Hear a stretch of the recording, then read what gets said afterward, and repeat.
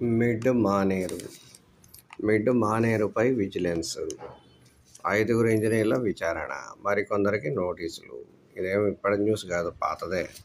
2021లో విజిలెన్స్కు సంబంధించి ఫిర్యాదు అందిన తర్వాత వీళ్ళు రాజన్న సిరిసిల్ల బోయినపల్లి మండలంలో చేపట్టిన మిడ్ మానేరు రిజర్వాయర్ నిర్మాణ పనిని మొదట ఈపీసీ పద్ధతిలో ఐవీఆర్సీఎల్, ఎస్పీఎల్, ఎంబీఎల్ జాయింట్ వెంచర్లో 360 కోట్లతో దక్కించుకుంది. అయితే 2015 మే నాటికి 73.4 కోట్ల పనిని మాత్రమే చేయడంతో అని చెప్పేసి చాలా రాశారు. మరి అది అప్పుడు కదలలేదు.